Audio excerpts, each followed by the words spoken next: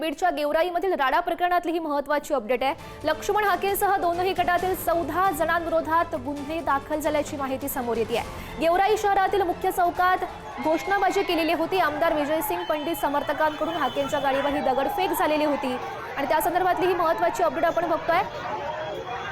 लक्ष्मण हाके यांच्यासह दोनही गटातील 14 जणांविरोधात गुन्हा दाखल झालाय। अरे भ्याड हल्ला काय करतो लपून छपून? काल माझा पुतळा जाळला याच्या कार्यकर्त्यांनी, याच्याकडे कार्यकर्ते नव्हते। माझ्या समाजातल्या 4 पोरांना हाताशी धरून माझा पुतळा जाळला। मला माझ्या समाजातल्या लोकांच्या मनातली दहशत कमी करण्यासाठी मी गेवराईच्या छत्रपती शिवाजी महाराजांच्या चौकामध्ये आलो, तर या माणसांनी बिल्डिंग मधून टपऱ्या आडून दुकानं आडून माझ्यावरती दगडफेक केली। रात्रंदिवस मी फिरतोय, रात्रंदिवस शेकडो किलोमीटरचा प्रवास करतोय। एकही पोलीस आगे मागे नाही, एकही गाडी आगे मागे नाही।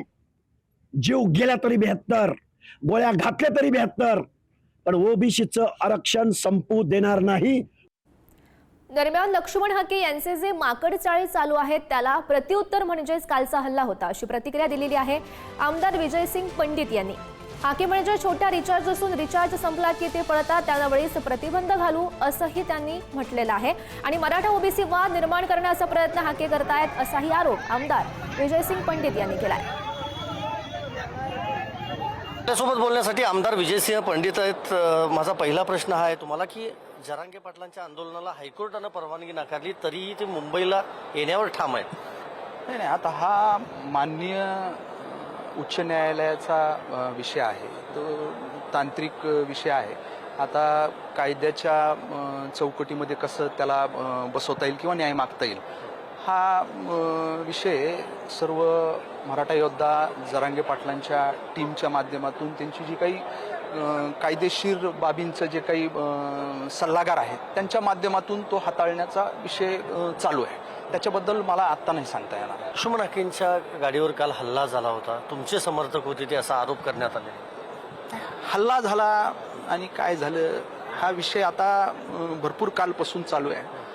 माझे समर्थक हल्ला मी त्याला म्हणणार नाही, पण त्याच्या जे काही माकड चाळेत त्याला ती क्रियेला प्रतिक्रिया होती।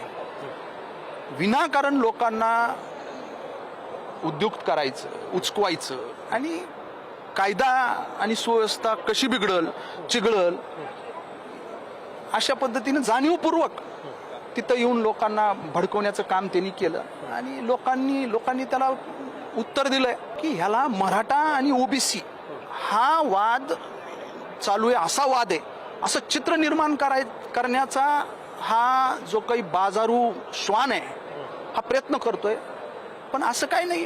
पण मग पाठीशी घालताय कोण? हाके यांना असं वाटतं त्यांच्या पाठीशी कोण आहे मग इतकं सगळं करतायत हाके? ह्याला छोटा रिचार्ज मी म्हणल, त्याला रिचार्ज केला की तो पळतो।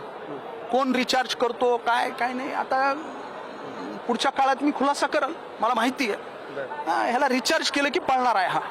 व्हिडिओ जर्नलिस्ट स्नेहल चव्हाणसह मी संदीप राजगोळकर, पुढारी न्यूज, मुंबई।